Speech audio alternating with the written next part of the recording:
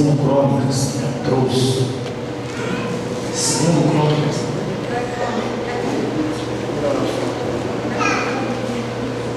Segundo Crônicas, capítulo de número 7.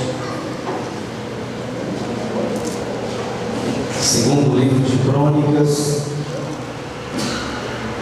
capítulo de número 7.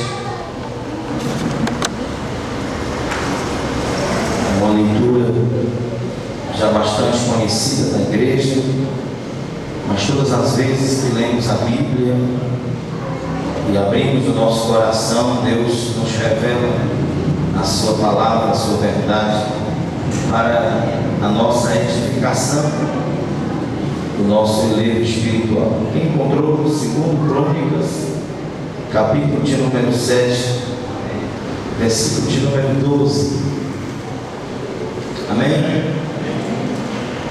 Diz assim, ó: de noite apareceu o Senhor a Salomão e lhe disse: ouvi a tua oração e escolhi para mim este lugar para a casa do sacrifício.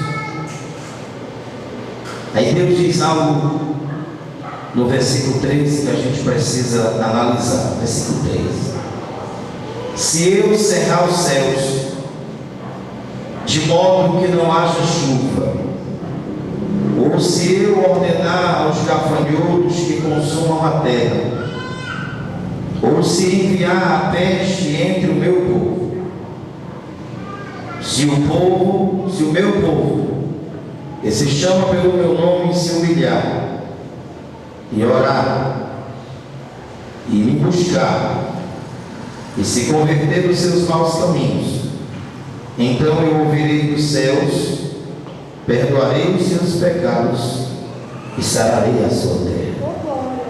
Estarão abertos meus olhos e atentos meus ouvidos à oração que se fizer neste lugar, porque escolhi e santifiquei esta casa, para que nela esteja o meu nome perpetuamente, e nela estarão fixos meus olhos e o meu coração todos os dias.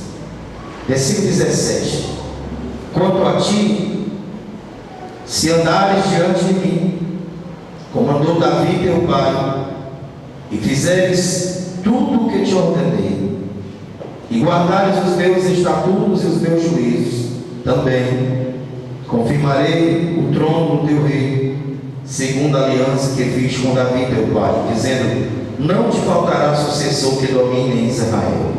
Porém, se vos desviardes e deixardes os meus estatutos e mandamentos que vos prescrevi, e fordes e servirdes a outros deuses e o adorardes, então vos arrancarei da minha terra que vos dei, e esta casa que santifiquei ao meu nome lançarei longe da minha presença, e a tornarei em provérbio e motejo entre todos os povos.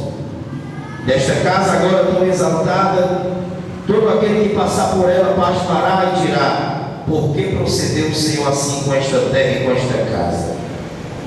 E será respondido assim: porque deixaram o Senhor, o Deus de seus pais, que os tirou da terra do Egito, e se apegaram a outros deuses, e o adoraram, e os serviram.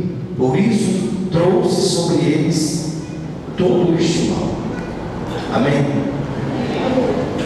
O mal que vem sobre a nossa vida, preste atenção no que eu vou dizer para vocês. As situações que nos confrontam, os problemas que costumeiramente surgem, na maioria das vezes é fruto da nossa desobediência. O nosso Deus, um Pai amoroso, Ele não projetou no seu projeto da criação que os homens sofressem. Deus não projetou punir ninguém. Deus não projetou a derrota das pessoas. Deus não projetou o fracasso de nenhum ser humano. Que pai seria esse? que projetava a derrota de seus próprios filhos. Mas os seres humanos, para serem bem-sucedidos, prósperos, felizes, abençoados, deveriam cumprir requisitos exigidos por Deus, e que Deus não abria mão deles. Mas infelizmente, quando Deus, nessa história que acabamos de ler, aceita que o povo construísse para ele uma casa, um templo, Deus se agradou daquela atitude que eles tiveram de construir o templo, e Deus disse assim: eu estarei presente nesse templo.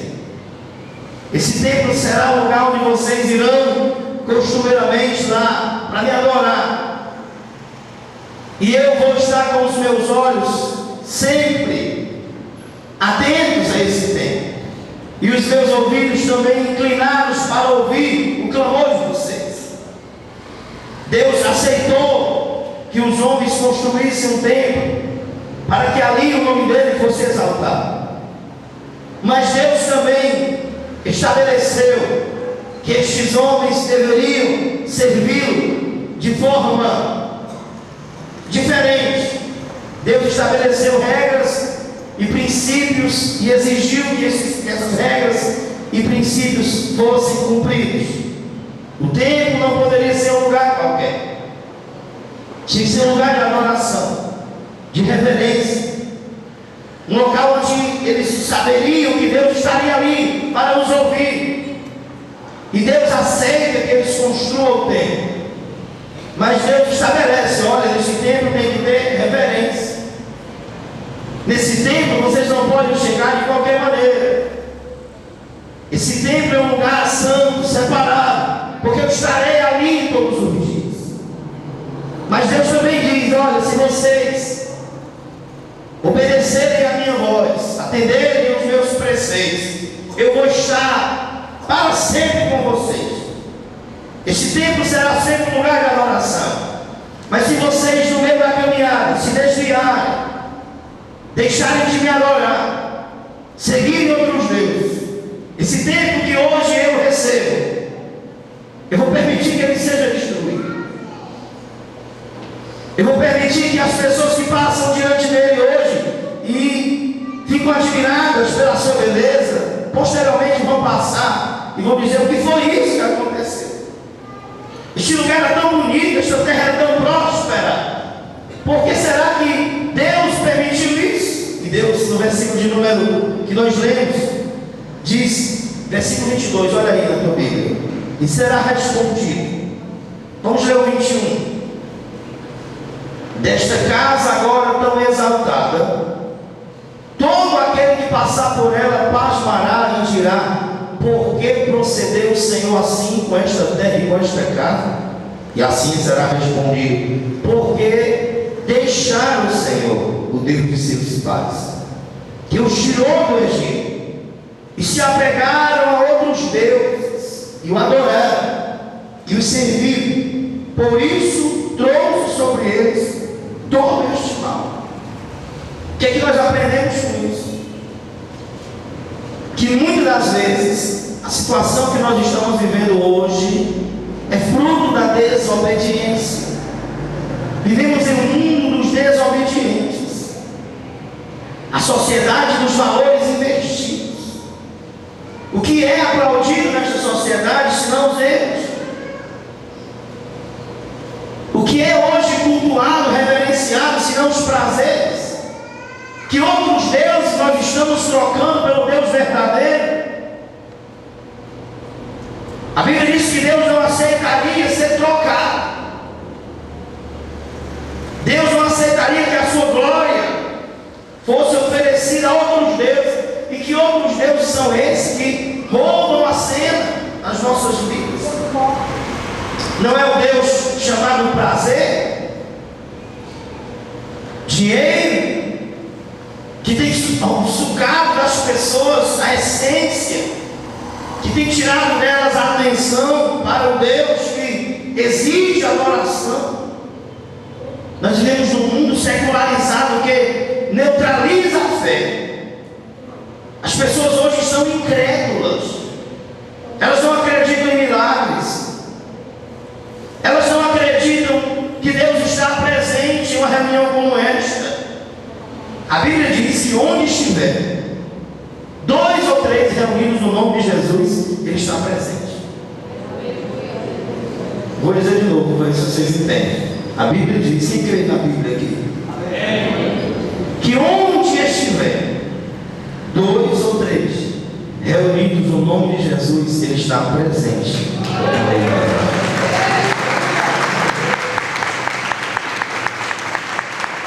Saber que Deus está aqui chama a nossa atenção,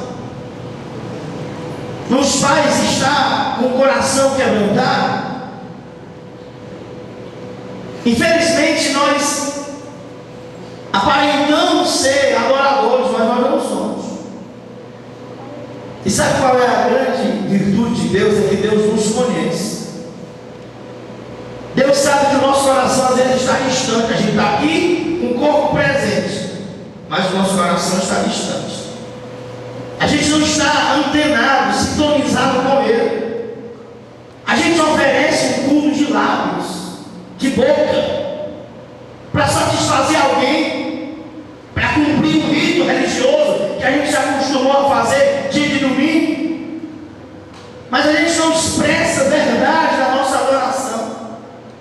E é isso que Deus estava exigindo de Salomão e daquele povo, dizendo: eu estou entregando a vocês a bênção, eu estou aceitando a oferta de vocês, eu vou estar com vocês no templo para ouvi-los nos seus momentos críticos, porém vocês não podem se desviar do que eu estabeleci. A adoração que vocês têm que prestar a mim tem que ser uma adoração verdadeira. Sabe qual é o entendimento que nós temos de Deus hoje? É uma troca. Eu vou para a igreja para Deus me abençoar. Eu vou para a igreja para Deus resolver os meus problemas.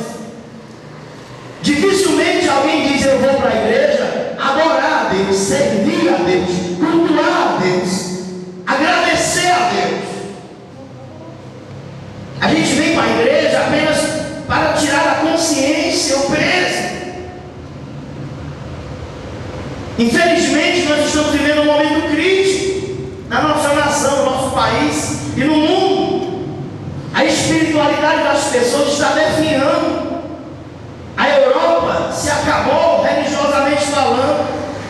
Os templos da Europa foram trocados, rejeitados, e hoje é clube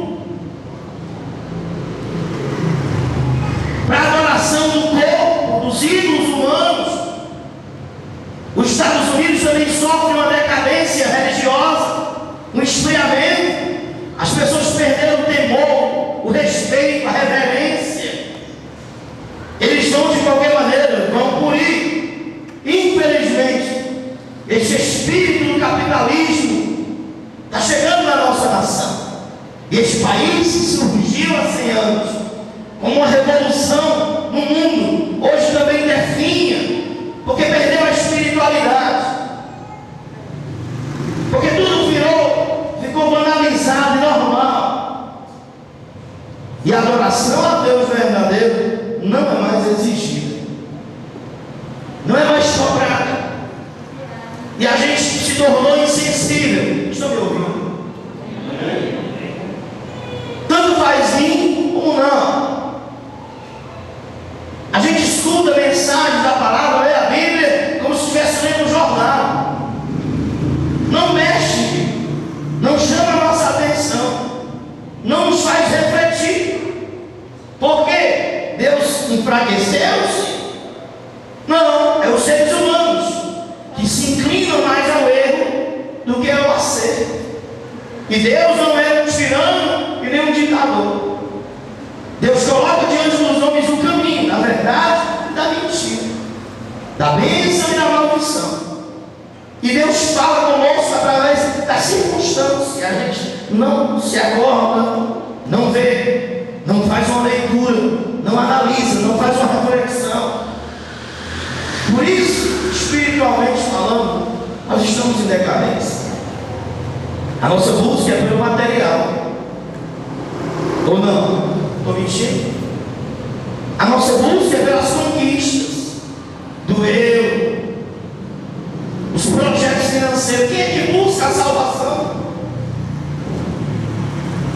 Cadê os adoradores que vêm ao templo adorar, chorar, dizer: Deus, eu preciso de Ti, eu quero sentir a Tua presença. A gente quer de Deus dinheiro. Deus me irrita, Deus me prospera, Deus mata os meus inimigos. Mas por que a gente não vem fazer um sacrifício, não de subestada de joelho, que Deus não quer isso, mas um sacrifício de adoração, de comprometimento, de um compromisso com Deus acima de qualquer outro compromisso? Infelizmente, muitos só vêm à igreja quando dá, se der, se não surgir outro compromisso qualquer. Esta é a grande realidade dos nossos dias. Estou mentindo para vocês? A Bíblia diz que Deus procura verdadeiros adoradores que o adorem em espírito e em verdade. E eu quero dizer uma coisa: está difícil de encontrar. Está difícil de encontrar. Porque o sentimento nos últimos dias é carnal. A Bíblia diz que por se multiplicar o pecado, a iniquidade, os erros, o amor ia esfriar. Este amor para com Deus tem esfriado.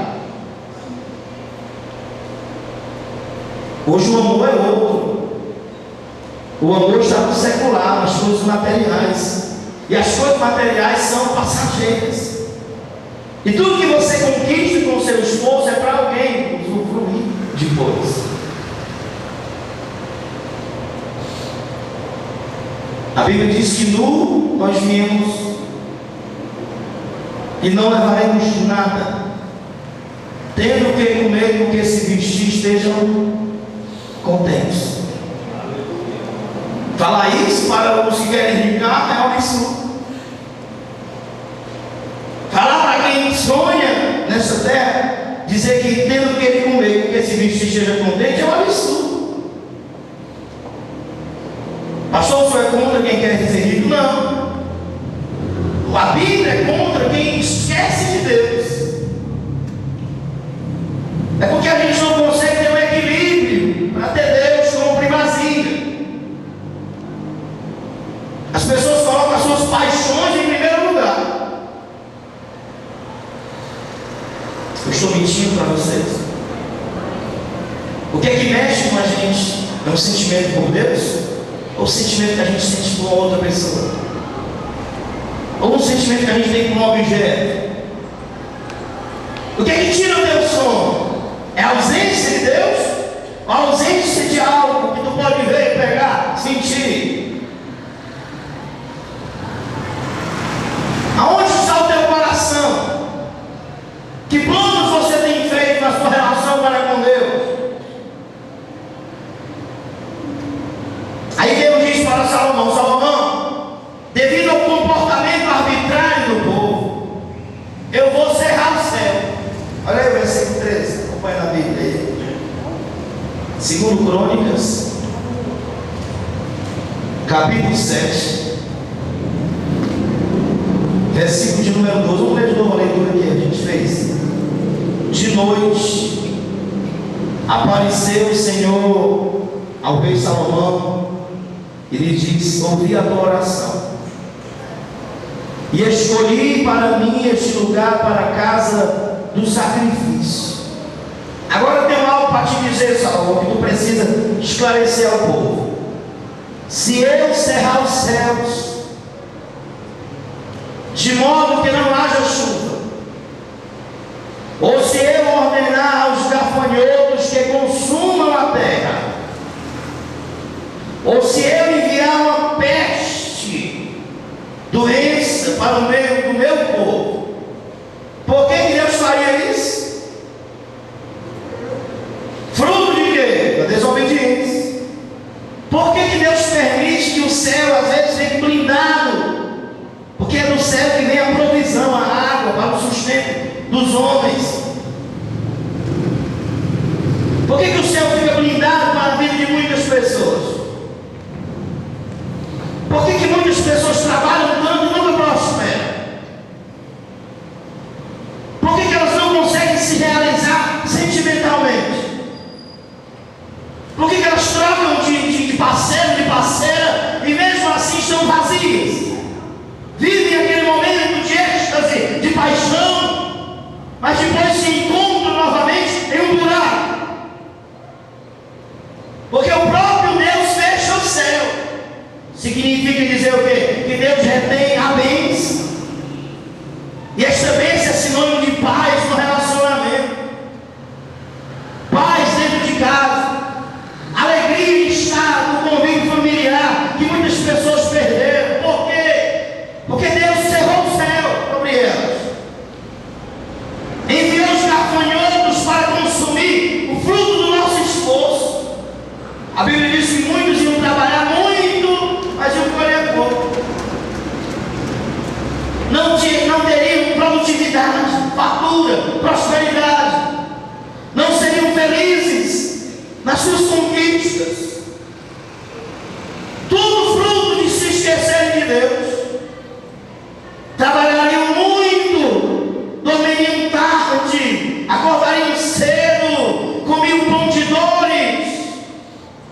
Fruto de quê? Da desobediência. Fruto de não estabelecer prioridade, de não servir a Deus com o coração, mas de servir apenas por fim, de fazer parte de uma igreja, porque é normal para um cidadão, mas não por um compromisso total de entrega a Deus. E o meio que Deus se utiliza para chamar a nossa atenção é nos provando. Estão me ouvindo? Se Deus não te provasse, não me provasse, a gente não ia se acordar para a vida.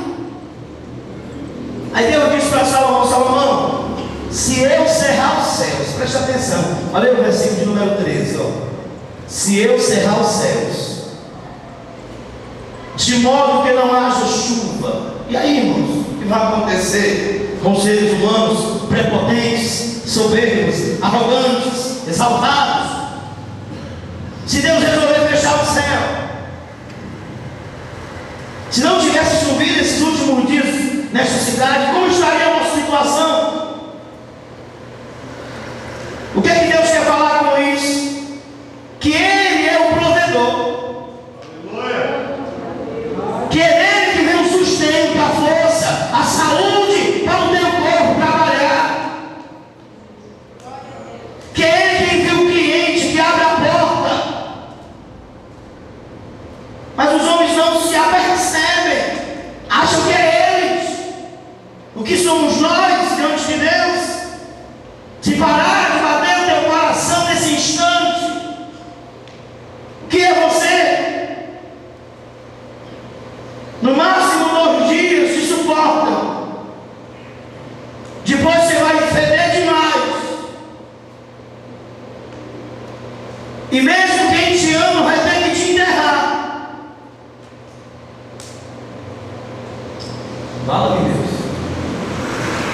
Olha para a pessoa que está do seu lado e pergunta: se o teu coração parasse agora,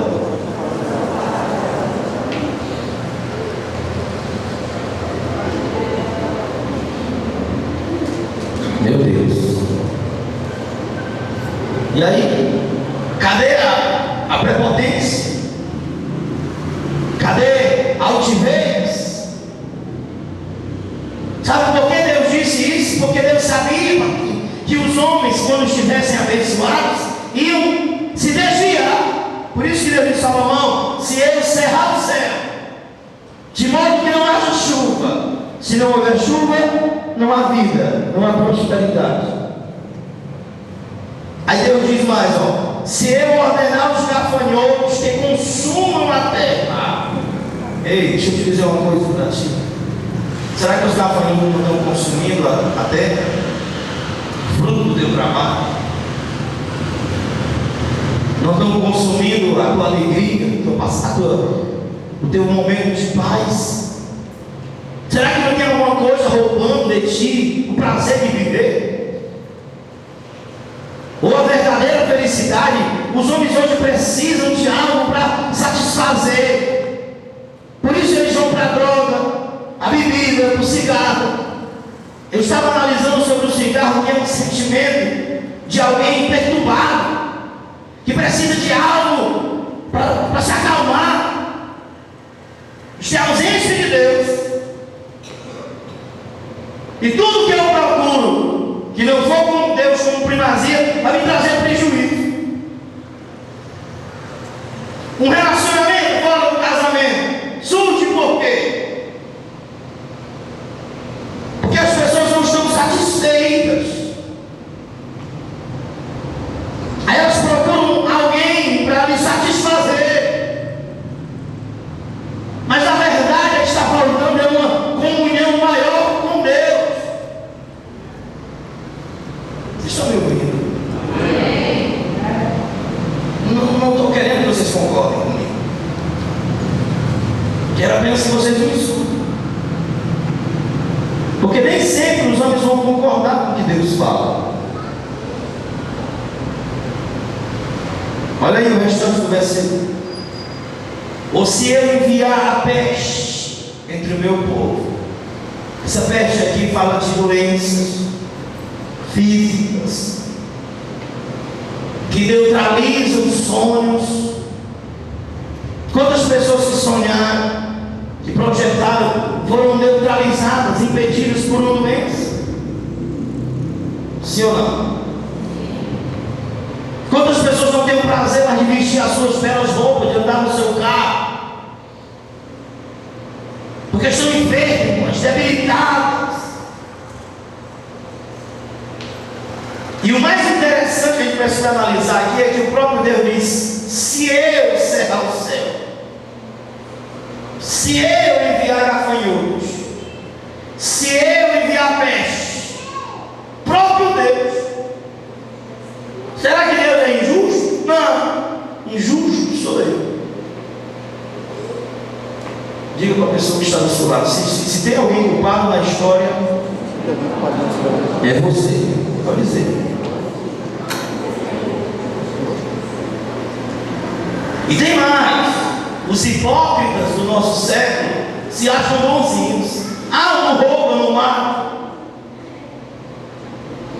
Eu sou um bom cidadão, tenho fé. Deus não suporta isso. Versículo de número 14. O remédio, a saída, a solução, o escape. Se o meu povo, que se chama pelo meu nome, olha o que Deus exige dos homens. Primeiro, o que Deus exige, hein? Se humilhar. Olha para a pessoa que está do seu lado e diz: o primeiro passo para reverter o quadro é se humilhar. Eita Jesus! E o que é se humilhar? É mostrar humildade, não apenas de boca. É rebaixar-se. É obedecer. E eu fiquei analisando o que significa humildade, e uma das significados é algo que me chamou a atenção: confessar-se vencido. Sabe o que significa se humilhar? É eu confessar para Deus que eu perdi, que eu preciso dele, que eu necessito dele, que sem ele eu não sou nada. O primeiro passo para você se levantar do estado caótico, espiritual, familiar, sentimental que você está, é se humilhar. Diga assim comigo: se humilhar é confessar que está vencido, que perdeu. É dizer para Deus: Deus, não dá para mim disputar contigo na questão. Deus, eu preciso de ti. Deus, eu me humilho diante de ti. Deus, eu me rendo a ti. É o primeiro passo exigido para que a história mude. Deus diz assim: eu vou ler o versículo 14 todo. Acompanha aí na Bíblia, ó. Se o meu povo, que se chama pelo meu nome, se humilhar, Depois, orar. Esse orar aqui fala de assumir devoção, de ter compromisso, de falar com Deus. Diante de tomar uma decisão, consultar ao Deus que sabe o que vai acontecer amanhã. Olha para a pessoa que está do seu lado e pergunta: o que é que vai acontecer amanhã? Se você é tão inteligente, me diz. Esse orar aqui é se submeter, consultar, falar, dizer: Deus, eu preciso de Ti. Deus, eu tenho um projeto, eu tenho um sonho, eu tenho um ideal, mas eu quero a Tua resposta. Eu quero saber se Tu aprova. Eu quero saber se faz parte dos Teus planos também. O maior fracasso do ser humano é andar sem o aval de Deus. Vocês me ouviram? Vou dizer de novo: o maior fracasso de qualquer ser humano é ele andar, decidir, comprar, vender, casar, namorar, sem o aval de Deus. Gostava não, né? E a minha liberdade, pastor? A minha liberdade está sujeita ao decreto de Deus. E se eu quiser ser abençoado, porque eu também posso usar a minha liberdade para fazer tudo o que eu quero. Ou não? Deus não vai te pegar pelo braço e dizer: ei, não entra aí. Deus orienta. Olha a continuação do versículo: se o povo que se chama pelo meu nome se humilhar, depois de se humilhar, faz o quê? E depois? Buscar a minha paz. E o que mais? Converter seus maus caminhos. Aí, vírgula. Aí Deus começa a mudar a história. Então, olha o que vai acontecer. Eu ouvirei. De onde, hein? Dos céus. E perdoarei os seus pecados e sararei a sua terra. Olha o que Deus promete: nos ouvir, nos perdoar e nos curar, nos deixar habilitados, prósperos. Mas o primeiro passo qual é? Se humilhar. O primeiro passo qual é? Se humilhar. Olha para o irmão que está do seu lado, porque ciência é o mais difícil. A gente é muito orgulhoso. E sabe qual é o nosso grande orgulho? É a gente achar que não é orgulhoso. Você precisa se humilhar. Não é se humilhar andando de qualquer jeito. Não. Essa humilhação aí é hipócrita. Eu só ando de chinelo. Você pode andar de sapato, tem condição de comprar um sapato bom, mas quer mostrar humildade andando de chinelo. Isso aí é coisa de hipócrita.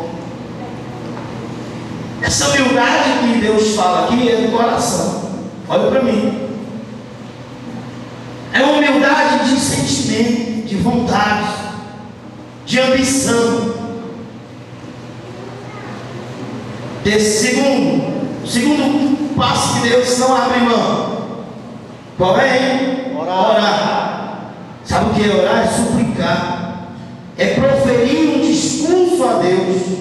É também até falar publicamente. É rogar perdão. Por que Deus estava exigindo a oração desse povo? Porque eles tinham parado de orar.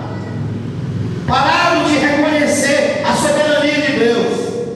E quando o ser humano para de reconhecer a soberania de Deus, a porta se fecha para ele. Vocês estão me entendendo? Estão tudo triste, né? É porque a gente quer vir para a igreja, no sermão de domingo, ouvir o pastor, o padre dizer: você vai ter uma semana muito abençoada. Deus te abençoe. A tua entrada, a tua saída, irmãos. As bênçãos de Deus são consequências de quê? De atitudes. E se eu não ouvir a palavra que vai me nortear, eu não vou ter atitudes certas para que as bênçãos me acompanhem. Você tem coragem de olhar para a pessoa que está do seu lado e dizer assim: as bênçãos estão querendo te acompanhar, mas tu não deixa.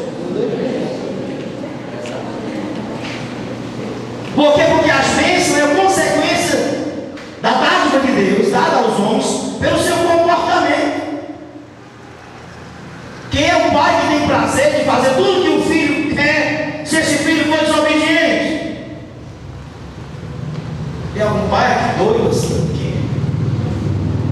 Nós queremos que os nossos filhos, no mínimo, nos honrem. Sim ou não? Sim. Você trabalha para quem? Isso é possível. Minhas duas meninas estão na casa da tia delas esses dias. E eu hoje liguei para elas, agora à tarde, quase chorando de saudade já. E perguntei a elas: vocês querem que eu vá buscar vocês hoje? Não, de jeito nenhum. Falei: se terminar o culto, assim que terminar, eu vou buscar vocês. Não, só sexta. Aí eu falei: não, é quarta-feira, não aguento mais de saudade. Olha para o irmão que está do seu lado assim, imagina Deus por você. Diga assim: Deus está com saudade de você. Você está tão distante dele. Você faz pouco caso dele. Você ignora ele. Ele está querendo que você esteja perto dele. Deus está com saudade de sentir a tua presença perto dele. Quando glorifica o nome do Senhor. Aleluia! Eita, rapaz! Diga para o irmão que está do seu lado: e você está com saudade de Deus? Aleluia, saudade de sentir a presença de Deus, ou saudade de começar a cantar o hino e começar a chorar de alegria, por saber que Deus está presente. E a Bíblia diz que Deus habita no meio do louvor do seu povo. Você quer que Deus esteja aqui nesta noite? Eu te alegro pela presença dele, glorifico o nome dele. Mas os seres humanos pararam de orar, de se comunicar com Deus. A gente se comunica com os amigos pelo Facebook, pelo Twitter. A gente expressa o que sente. Tem gente que diz: vou tomar café, coloca no Twitter. Vou tomar banho, coloca no Facebook. Estou com dor de barriga. Tudo o povo coloca no Facebook para expor para os amigos o que está sentindo. Exponha para Deus as suas carências, os teus sonhos, os teus desejos, as tuas metas.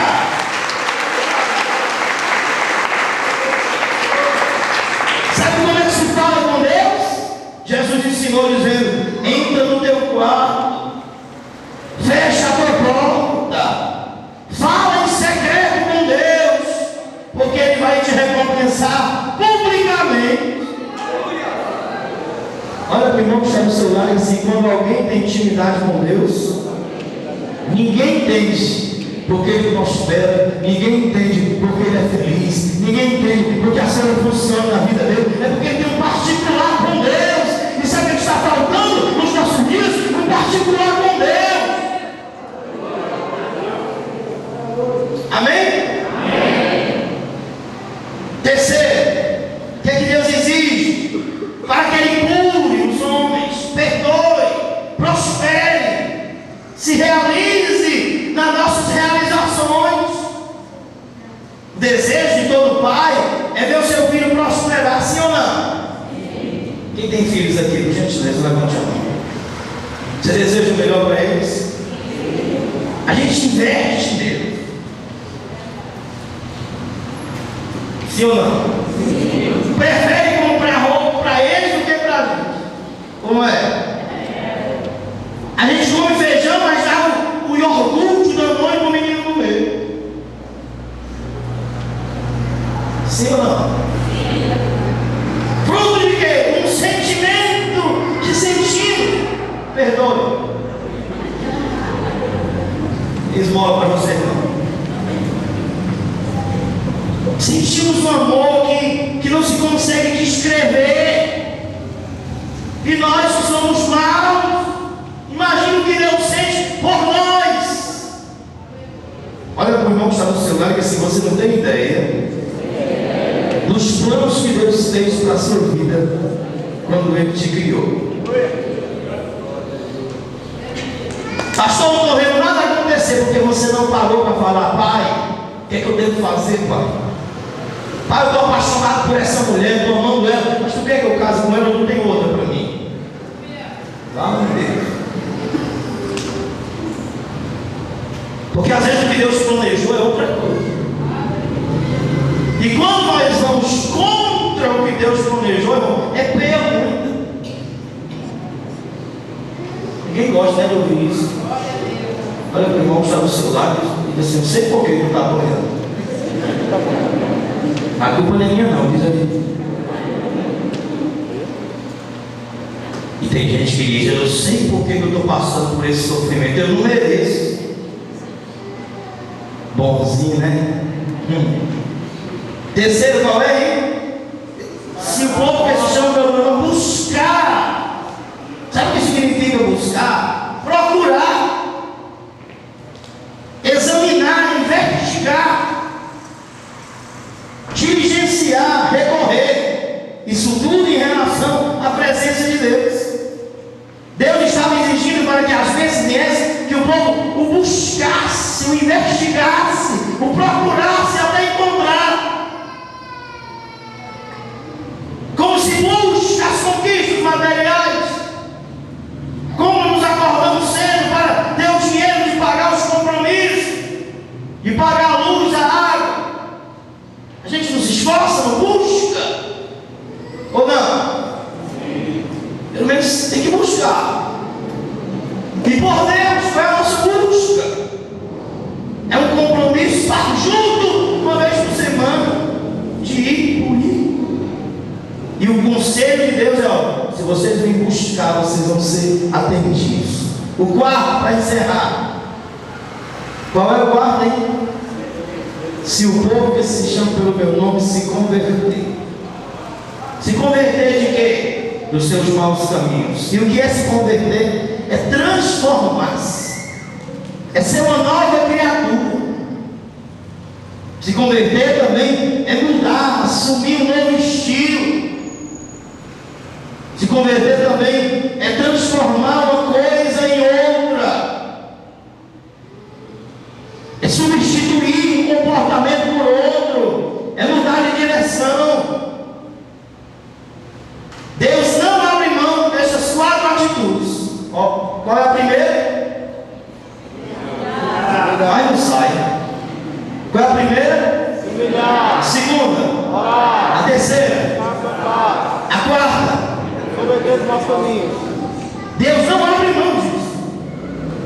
Quero que você olhe para a pessoa que está do seu lado e diz assim: Deus não abre mão que você se humilhe, ore, busque a presença dele e se converta dos seus maus caminhos. Deus não abre mão disso.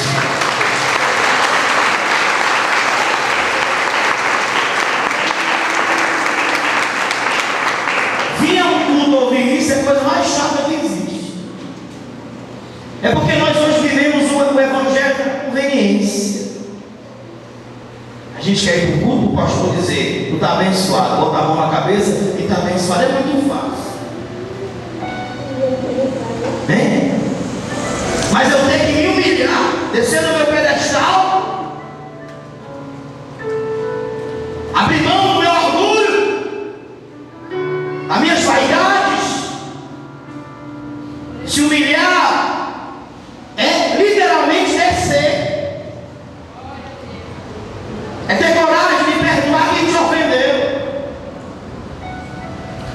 Gostaram dessa? É mesmo com a razão, abrir mão dela. Tem gente que diz: eu não fui eu que errei, eu não vou. E o que é se humilhar se não abrir mão de um direito? É legal, né, ouvir isso? Uma coisa boa. E de outra coisa que Deus não abre mão, que você ore, você fale com Ele, você expresse sentimento, publique fé, adoração, que você busque como se busca a prata e o ouro.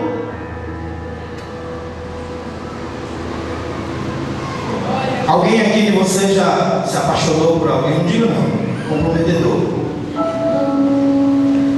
e buscou conquistar essa pessoa? Para me casar, eu até emagreci. Você me ouviu? Para me casar, eu até emagreci para enganar a irmã Maria. A conquistar. Eu cheguei um dia na casa dela, estava faltando gás. Botei o gás no ombro e disse: a escada correndo. Como é que eu faço isso hoje?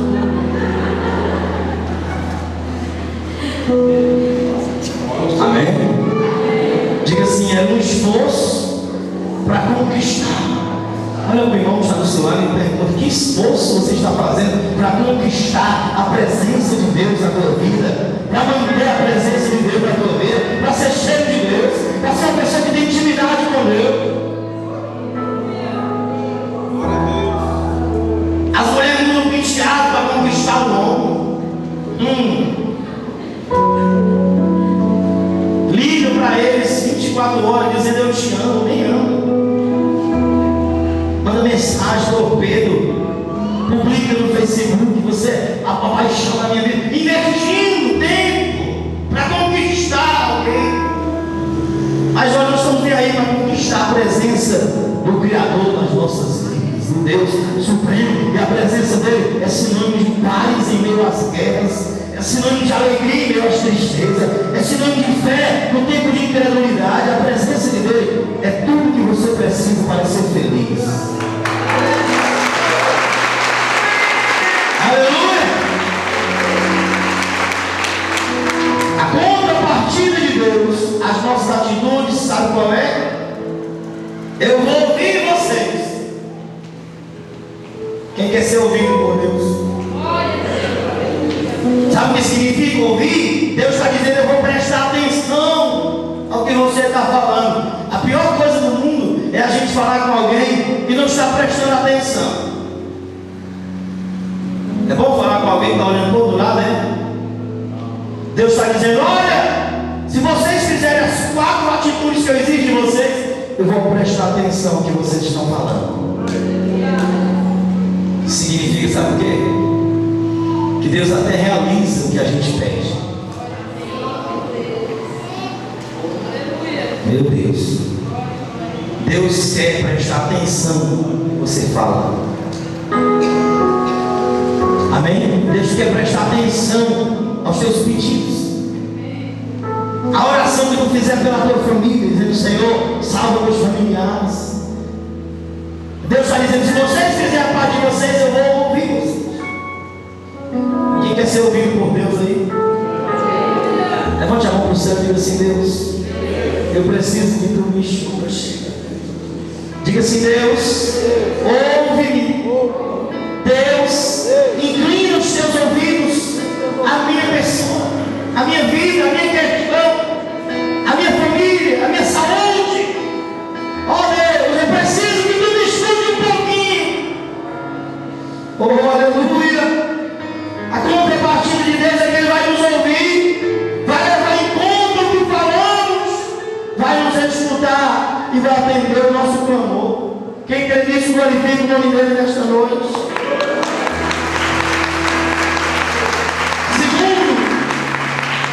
Vai pontuar.